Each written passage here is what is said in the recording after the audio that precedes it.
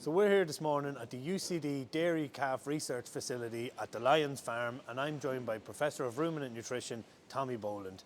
Tommy, can you talk us through a little bit about some of the research that's going on here at the moment? Yeah, good morning, Breffney. You're welcome back. So I'm going to talk a little bit about the UCD long-term grazing platform study. I'm going to talk about the project in collaboration between ABP and Biorbic that's recently been completed. And that's looking at how we can improve the profitability, the sustainability of dairy calf to beef production systems by looking at a range of different sward types. What we're doing there, we have a ryegrass monoculture, we have a ryegrass white clover sward, and we have a 6-species multi-species sward. We've changed the fertilisation rates on those swards depending on how much legume is present in the sward, and that study has been running since 2019. So over that time period, what we've recorded is the animals grazing the multi-species sward have finished between 5 to 6 weeks earlier than the animals on the perennial ryegrass sward. That's bringing those animals to the same level of finish and to the same carcass weight. So we're producing a carcass weight of approximately 315 kilos per animal across those 3 different sward types. So we're bringing them all to a consistent level of finish, a consistent carcass weight, and what's varying then is how long it takes those animals on the individual treatments to reach that level of finish. So those animals are reaching their target slaughter weight between 5 to 6 weeks earlier. Those swards, those multi-species swards, are receiving about 90 kilos of nitrogen per hectare per year compared to our ryegrass monoculture receiving 205 kilos of nitrogen per hectare per year. We're growing about 25% more herbage on that multi-species sward compared to a ryegrass monoculture.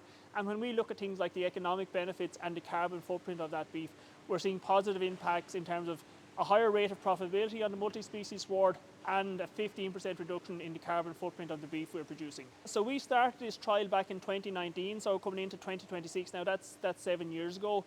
Our multi-species sward, it contains 6 species, so we've 2 grasses, 2 herbs, which are chicory and plantain, and 2 legumes, which are red clover and white clover.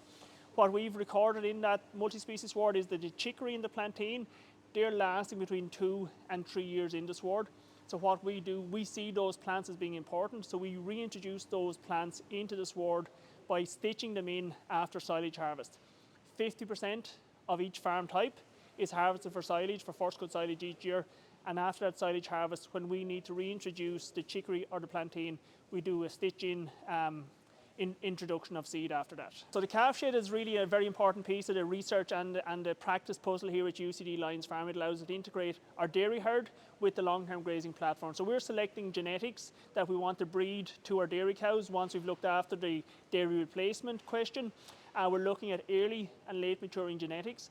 So we're going to turn those calves out now onto the platform in June of this year, and we'll track their performance right through to see how their early life rearing is impacting on the performance at pasture, and also the impact of those early versus late maturing type genetics on the profitability and on the environmental sustainability of our dairy calf to beef systems.